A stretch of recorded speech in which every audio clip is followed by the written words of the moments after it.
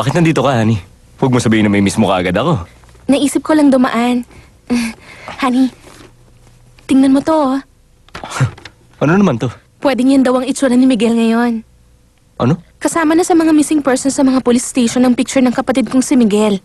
Ang sabi sa akin sa police station, yan daw ang pwedeng maging itsura ni Miguel ngayong binata na siya. Talaga?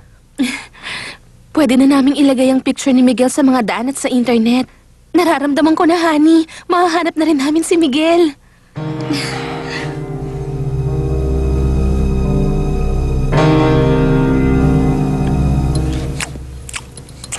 Ang sarap naman ito. O bakit? Kumain ka pa nga dyan. Ano naman ang kakainin ko dito? Walang matinong pagkain sa mesa. Ay, maarte ka. Mapili ka pa sa pagkain. Teka, Mama. Kumusta si Andrea? Ma, anong balita sa pamilya nila? Anong bago kay Andrea? Kumusta si Aldwin? Ewan ko. Paminsan-minsan tinatawagan ako ni Andrea para mangmusta. Pero wala pa naman siya nababanggit na kakaiba sa akin. Bakit? Anong gusto mo? Kung gusto mo makibalita sa mga tao, gagawa ako ng parang para sa'yo. Wala akong tiwala dyan sa mga kaibigan mo. Dahil lahat sila kung hindi mga sugarol, puro mga mandurugas naman. Mga mandulugan? Oo, mali ba? Kahapon lang yung mandurugas mong kaibigan na si Gilier. Ninakaw yung mga pagkain natin habang natutulog tayo. Pinatulog mo na dito sa bahay, nag-take home pa yun. Alam naman natin wala siyang pera ngayon. Hindi naman niya ginusto magnakaw. Huwag ka nga maging salbahe sa mga kagaya niya, sweetie. Tumigil nga kayong dalawa dyan. Sumasakit ang ulo ko.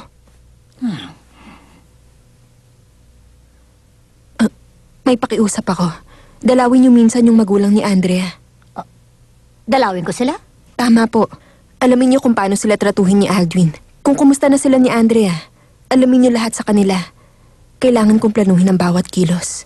Dapat kong malaman yon. Okay, sige. Bukas, pupuntahan ko sila. Sigurado na yun. Huwag na huwag kayong magbabanggit tungkol sa baby ko. Huwag niyo sirain ang lahat, ha? Pasensya na po kayo, Mama. Mabuti dumating ka pa, Andrea. Nandito ako, Ate Andrea. Hello din, Kimberly. Pasensya na kayo, late ako nakauwi. May inayos lang kasi ako. Magpahinga na kayo, Mama. Ako nang tatapos niyan. Mabuti. Ay nako, ilang oras na ako nakaupo dito at sumasakit ng likod ko. Ay nako. Ikaw na tumapos ng natitirang bawang, Andrea. Kaya mo na yan. Marami pa pong bawang, Mama. Baka hindi matapos ni Ate Andrea mag-isa to. Hindi ba't susunduin mo pa si Roy sa eskwelahan niya? Umalis ka na kaya? Oo nga, Kimberly. Ako nang bahala sa mga bawang na ito. Anong problema, Ate? May sakit ka? Naku, wala ito. Kaya lang, yung amoy kasi, parang antapang.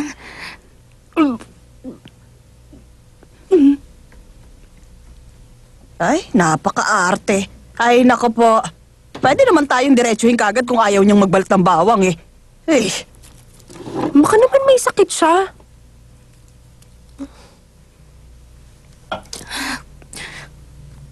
Ay, ano ba nangyayari sa tiyan ko ngayon? Sandali lang. Anong araw na ba ngayon?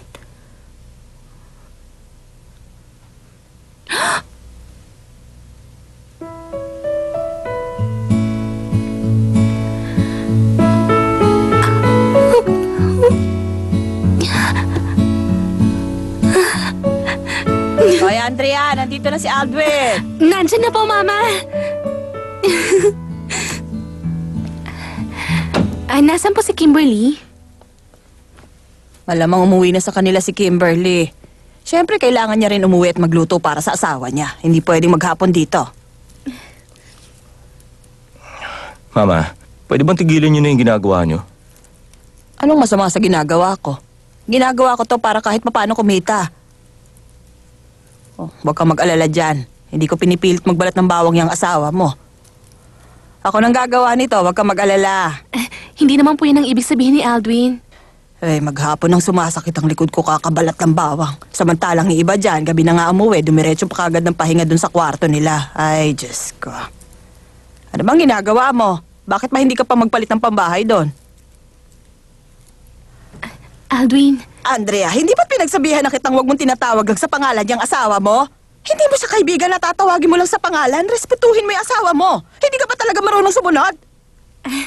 Pasensya na po, Mama. Hindi ko na po uulitin. Ano? Di nga. Ano ulit ang sabi mo? Buntis ka na? Buntis ka ba talaga? Seryoso ba yan, Andrea? Seryoso nga ako. Tatay na ako! Hindi pa ako nagpapa-check up, pero sa pregnancy test, positive ang lumabas. Sandali, kailangan ko na sabihin kay Mama ang balita. Uy, teka lang naman. Hintayin muna natin ang sasabihin ng OB-GYN. Bakit ba? Nag-pregnancy test ka na, di ba? Para lang sigurado na tayo. Mahirap kung ma-disappoint si Mama kung mali, hindi ba? Okay, sige. Andrea, magkakaanak na tayo. Grabe ang sayo ko talaga ngayon. Seryoso, pakiramdam ko ako ng pinakamasayang lalaki. Salamat. Maraming salamat sa'yo. Salamat, Andrea. Maraming salamat din sa'yo, honey.